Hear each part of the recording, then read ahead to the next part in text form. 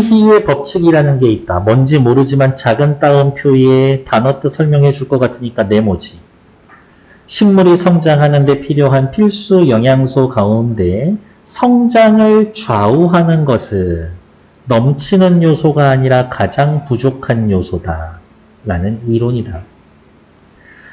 독일의 식물학자 유스투스 리비히가 1840년에 주장했고 다른 말로 최소량의 법칙이라고 합니다.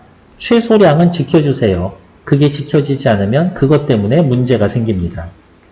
식물이 잘 자라려면 질소, 인산, 칼륨, 석회 등 여러 요소가 필요한데 이 중 어느 하나가 부족하면 이거네.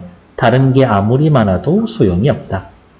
즉 많은 게 아니라 정리해 주는 얘기네요. 부족한 게 성장을 결정한다. 사회나 국가의 역량도 최소량의 법칙에서 자유로울 수가 없다. 어머나 세상에. 누구 얘기하고 있다가 식물 얘기를 하고 있다가 사회와 국가의 이야기로 내용이 확장되고 있죠? 이렇게. 이런 거 뭐라고 그래요? 식물이 이러니 사회도 이럴 것이다. 많이 들어봤잖아요? 유추. 여러분들 그 시험 범위에 들어가려다가 했다가 말았었던 이욕설, 걔도 유추였었잖아요. 집 이야기를 사람 이야기하고 국가 얘기를 했었던 거. 생태계의 삶과 지속 가능성에도 리비히의 법칙은 그대로 적용이 됩니다. 사회나 국가의 이야기, 그 다음에 이제 또 누구 이야기, 생태계로까지 이야기가 확대되고 있지. 쭉쭉쭉 확대하고 있습니다. 안녕! 71페이지.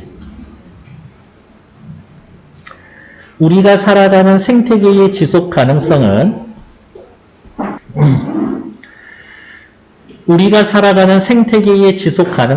최하위 존재에 달려 있습니다. 생태계에서 최하위 존재면은 뭘까? 제일 밑에 있는 유기물 같은 애들, 뭐 박테리아, 세균 이런 애들이겠지. 마찬가지로 도시도 생태계다. 자, 이제 진짜 하고 싶은 이야기는 요거예요. 도시 이야기를 할 거예요. 도시 이야기. 도시가 건강하게 지속 가능하려면 상위 포식자들, 재벌들만 잘 먹고 잘 살아선 안 됩니다. 도시 생태계의 바탕을 두르고 있는 하위 존재도 먹고 살아야 합니다. 도시에 비싼 집, 새 집, 큰 집만 있다면 살아가기 힘듭니다. 싼 집, 헌 집, 그리고 작은 집이 함께 있어야 이제 막 사회에 첫 발을 내딛는 젊은이들도 결혼해서 들어갈 살 집이 있고, 싼 집, 헌 집, 작은 집은 누구를 위한 것? 사회 첫 발을 내딛는 젊은이들을 위한 것. 젊은 사업가들의 창업을 위한 공간도 마련할 수가 있습니다. 젊은 사업가들을 위해서 얘네들 있어야 합니다. 파리 리옹역 동북쪽 바스티유 광장에서 동쪽으로 이어지는 도메닐 거리에 이러한 하위 존재들이 먹고 살 수 있는 공간이 마련되어 있는 파리 리옹역 동북부 쪽을 예를 들어서 설명해 주죠. 예시. 예술의 달이라고 불리는 비아디크 데자르가 있다. 고급 상가들이 늘어서 멋진 예술의 거리로 유명한 이곳도 원래는 고가철도의 폐선부지였었다. 이렇게 철도선은 있는데 철도는 실제 다니지 않는데 70년대 철도 운행이 중단되어 폐허처럼 남겨진 이곳의 개발 논의가 시작된 것은 1980년대. 가만히 살펴봤더니 70년대, 80, 90, 95년이라고 하면서 비아디크 데자르의 재탄생이 이루어지는 과정을 시간 순서로 설명을 해주고 있죠. 통시적 관점에서 대상을 설명해주고 있다.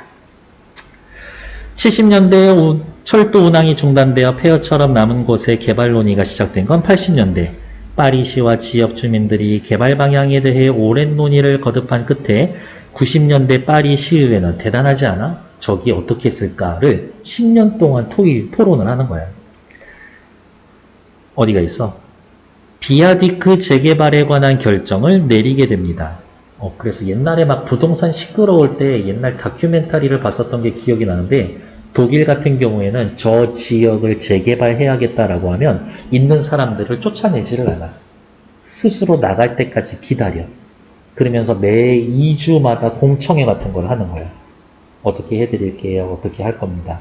근데 공무원이 단 한 번도 나가시라고 그런 얘기를 하지를 않아. 이렇게. 왜 안 나가시는 거예요? 물어는 봐.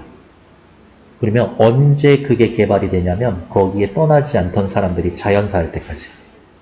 그러니까 저기 새로 개발해야겠다라고 하면은 진짜 30년씩 걸리는 거예요. 그러니까 부동산 투기가 있을 수가 없어. 그 말에는. 90년대 파리 시의회는 이 재개발에 대한 결정을 내립니다. 중세시대부터는 다양한 공예품을 제도하던 이 지역의 역사성을 살려 기존의 구조물을 최대한 보존한 채 예술의 거리로 탈바꿈하자라고 의견이 모아졌다.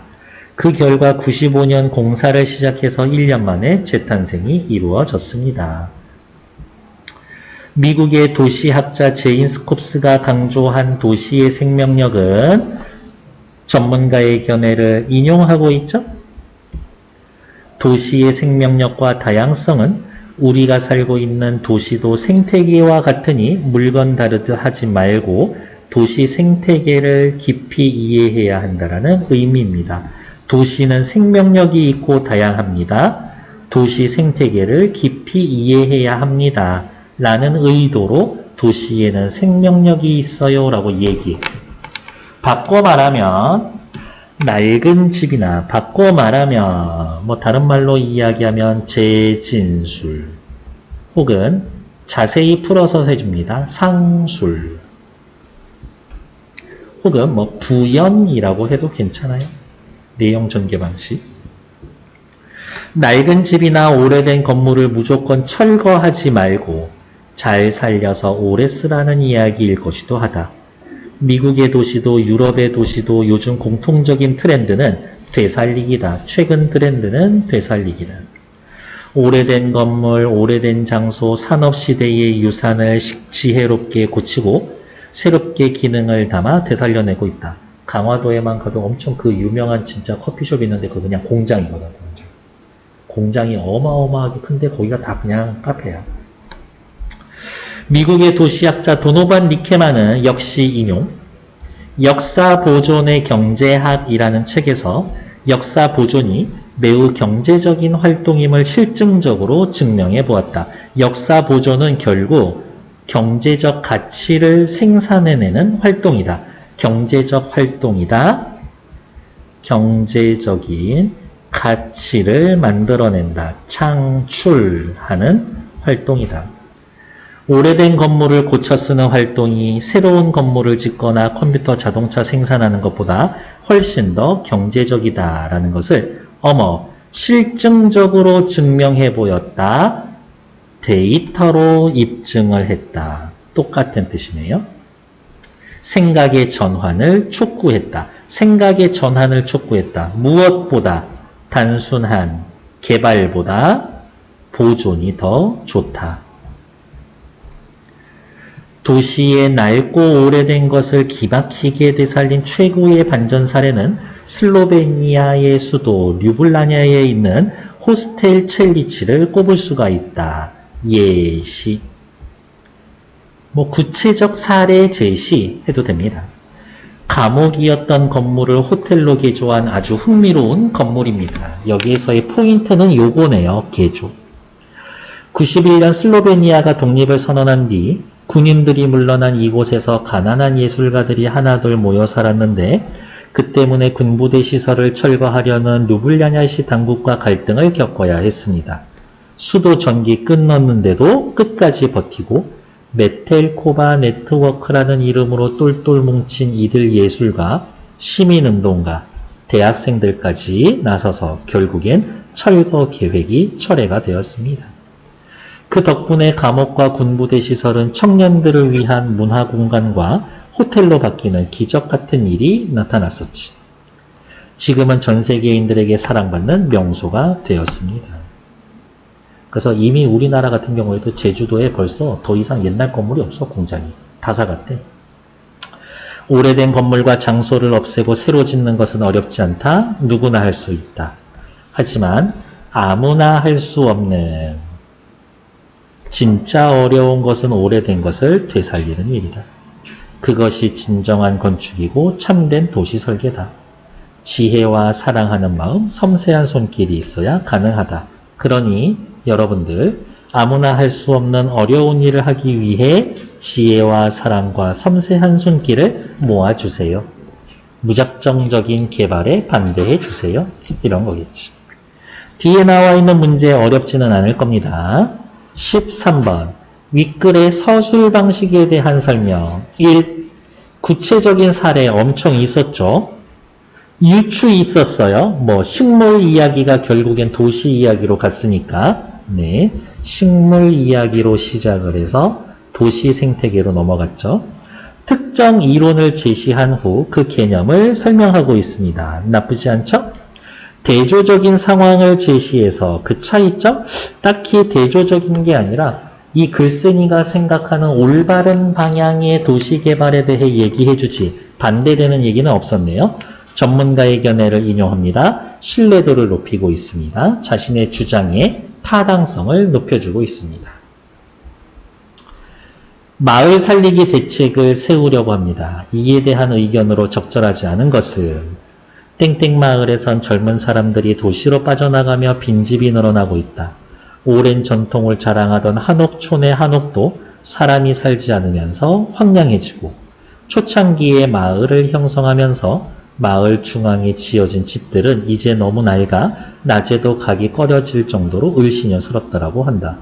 거긴 거의 유일한 것 같아. 쓰지 않으면은 더 빨리 못 쓰게 되는 집인 것 같아.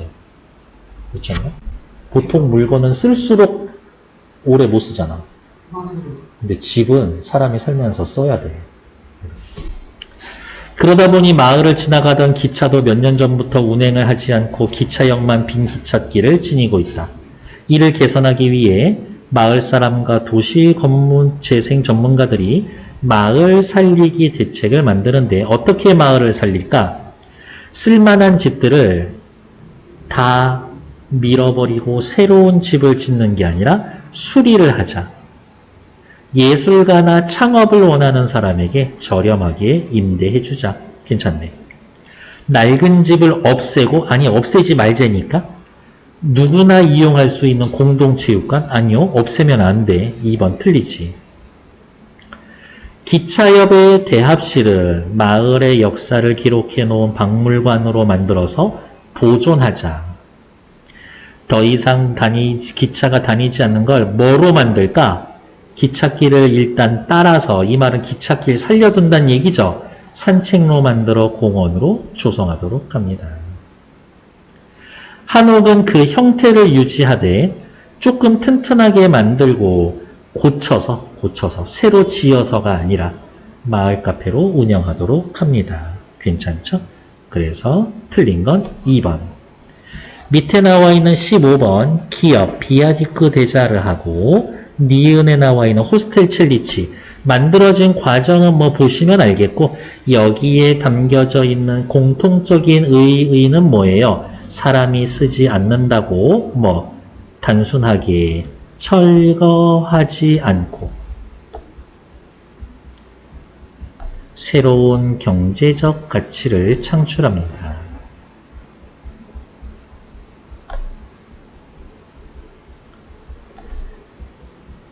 거기에서 또 돈도 벌겠죠. 도시의 가치가 상승한다. 가치를 만들어내고 도시의 가치가 상승하게 되었습니다.